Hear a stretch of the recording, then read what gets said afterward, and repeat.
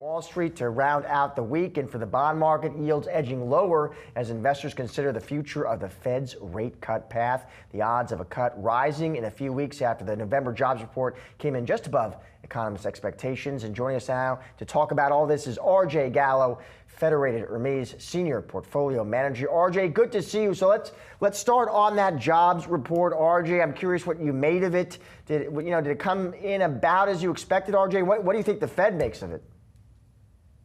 Well, I think that the report was generally favorable. I know yields came down on the release, but I would say that at this point, we have a trailing three-month average increase in non-farm payrolls of 173,000.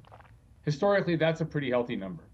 Admittedly, it's slower, less job growth than 6 months ago or 12 months ago, but everybody knew that the jobs market had to slow down some, and it's still soundly expanding and I think generally healthy.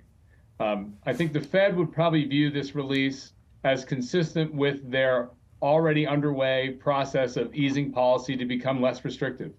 As the labor market has softened compared to where it was, but is still reasonably healthy, they are easing to try to secure the soft landing and prevent a little bit of a labor market slowdown from turning into something worse, keeping the disinflation in train and keeping the economy in an expansion mode in a manner that's consistent with both of their objectives.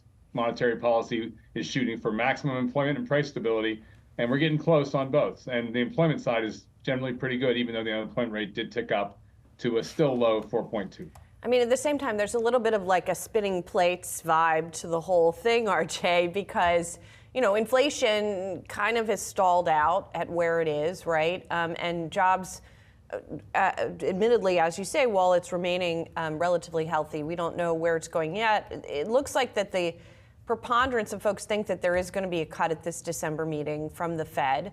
Do you think that's what's going to happen? And do you think that there are any risks to that cut? I think it's highly, highly likely.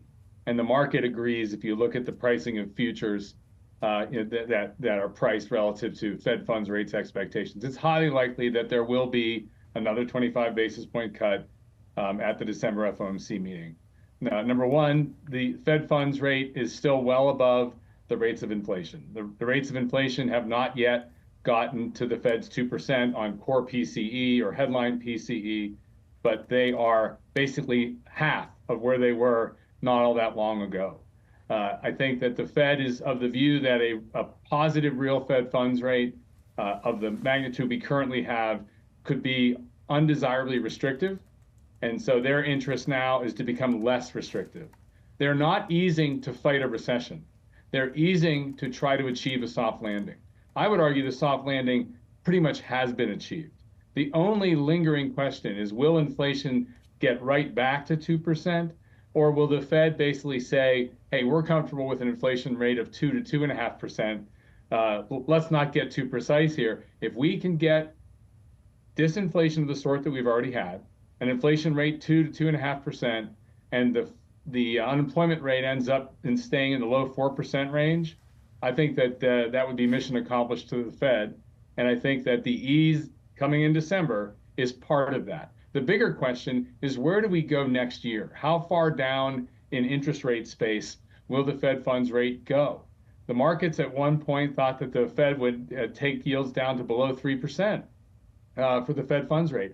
That is no longer the expectation. And I think another key aspect of next month's the Fed meeting in a couple weeks here is what does the Fed tell us via the dot plot? Where do interest rates go in terms of their projections for the end of 25 and for the end of 26? There's a good chance they're going to increase pretty sharply from the last projections that were shared with us back at the September meeting. And that's something that could be a challenge to the bond market. If the Fed tells us they're not going to take rates as low as we once had hoped, that could push back a little bit on the recent drop in bond yields as